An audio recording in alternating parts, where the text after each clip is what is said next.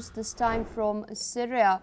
Syria has announced parliamentary election results for the indirect vote that had taken place, a key step in the shift away from ousted leader Bashar al-Assad's regime, but one that has sparked concerns about inclusivity and fairness under the country's new leaders. Yesterday's vote saw around 6,000 members of regional electoral colleges choose candidates from pre-approved lists, part of a process to produce nearly two-thirds of the new 210-seat body.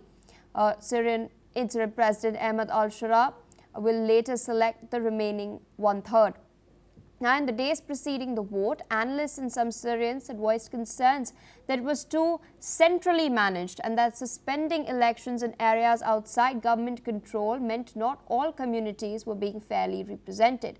In fact, 6 new lawmakers are women, according to election observers, who also say that 4 of those elected were from religious minorities, including a Christian and Ismaili Muslim and 2 Alawites, the sect from which Assad hails.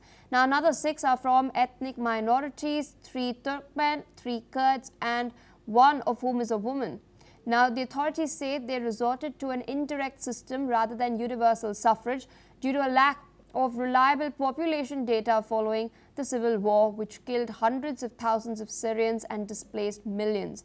Now, citing security and political reasons, authorities postponed the vote in areas outside government control, including Kurdish-held parts of Syria's north and northeast, as well as the province of Sweda, held by the Druze minority. Those suspensions leave 21 seats empty, and it remains unclear when votes could be held there. Listen in to what Nawar Najma, spokesperson for the Higher Committee for the Elections of the People's Assembly, has said about this delay.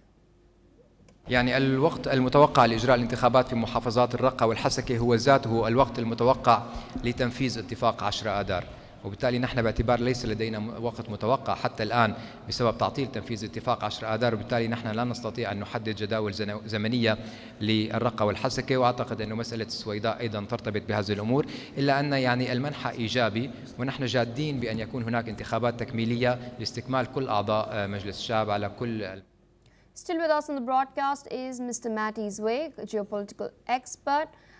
So, there are a lot of experts that are pointing out that although there's been no direct popular vote, this is a cautious step in political transition towards democratization in the long run. Would you agree with what they infer from this process? I don't know if I had to agree or not to agree, because we must not forget that even dictators or processes of terrorist states that they were changing hands in any way, they want to have legitimation by elections. And that's what is being here.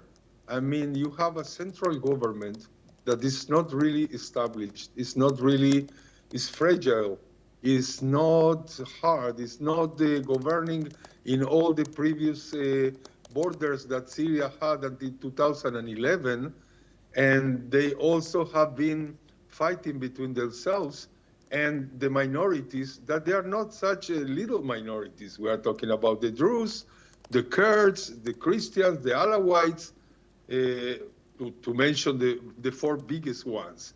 And after these elections, the representation is minimalistic. And some of them, I mean, they had anyway not to do all the parliament, but about 55% of the seats, and the rest is going to be appointed by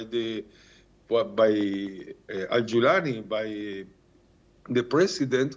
Anyway, this is going to give to the people in the world that want to say that this is a real transition to democratic country, a better country than in the times of Hafez al-Assad. And it's not really in that point. I mean, because most of the representation now is going to be Sunni, which are the factions of al-Julani, and males. I mean, there are no enough representation for women. There are only 2 seats given to Christians and to Alawites. I mean, this is going to be a kind of symbolic gesture from the central government that they are not coping with the real problems of integrating the minorities. I mean, in all the area of Soweida and the Druze area, I mean, they are not going to have participation. And I must tell you something about the Druze. After what happened, after what the central government tried to do to them and also kill a lot of them, they understood that they are also coping with a jihadist group that doesn't change their skin. They are basically supremacists. They are trying to get over all the political system. And now they are acting as an independent area, which is mainly having contacts with Israel that is really helping them, even with medicines and food, and of course security means, because they see that the central government is against them. So if the central government is not going to understand that they have to do a kind of a federation, or they have to give a real representation in the parliament to all minorities, nothing good is going to be in the future, and things are going to be confrontational, and here and there are going to be violence spreading, and these elections are not going to be something good for the future of Syria. If the central government is going to understand that they must, now that they have held the elections, to start a dialogue to real integrations of all the minorities, then things will change. In this moment, it's just more of the same after an election. All right, sir. With that, I would like to thank you for taking out time, sharing your perspective with us on NewsX World. With that, viewers, we're shifting our focus towards France. French President Emmanuel Macron has tasked his outgoing Prime Minister Sébastien Lecornu, who had resigned earlier, to hold last-ditch talks with other political parties to try to chart a path out of the current crisis. Lecornu had tendered his government's resignation only hours after announcing his cabinet lineup, making it the shortest-lived administration in modern French history and deepening the country's political crisis. It was not immediately clear as to what Lecornu's task would entail.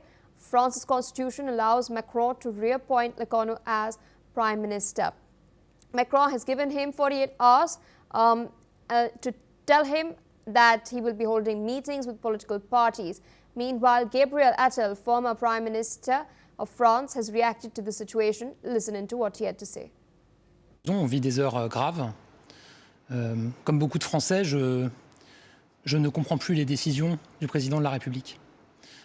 Il y a eu la dissolution et il y a depuis des décisions qui donnent le sentiment d'une forme d'acharnement à vouloir garder la main. Encore une fois, ce qu'il faut, c'est accepter de changer la méthode et pas donner le sentiment qu'on veut garder la main sur tout. J'étais le premier à dire, en 2024, après la dissolution, que je considérais qu'il ne fallait pas que le Premier ministre vienne de notre parti politique, du parti politique créé par le président de la République.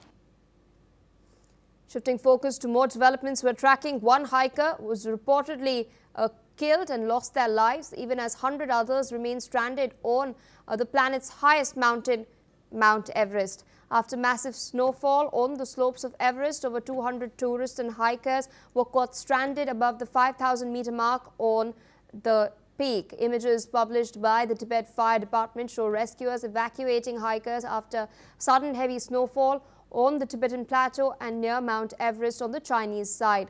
Hundreds of people have already been rescued from the slopes of Everest. Listen in to what one of the rescued hiker has had to say about the experience. 我确实没有经历过这么困难的，而且，如果你徒步到后面的话，鞋子进水湿了，然后你停下来之后，就你停久的话，你就发现就是会身体，你可能就会降温什么的。那你还在走的话，你可能还没什么感觉。所以昨天的话，就是哪怕累了，基本上不会让自己完全停下来，就确实。 昨天大概可能走了18、19公里吧，而且就是基本上是在大雪中走的。然后还好就是昨天前面有一些人在开路，然后我们可以跟着脚印去走，相对容易一点。不然的话，就是确实按照个人的力量是没办法走出来的。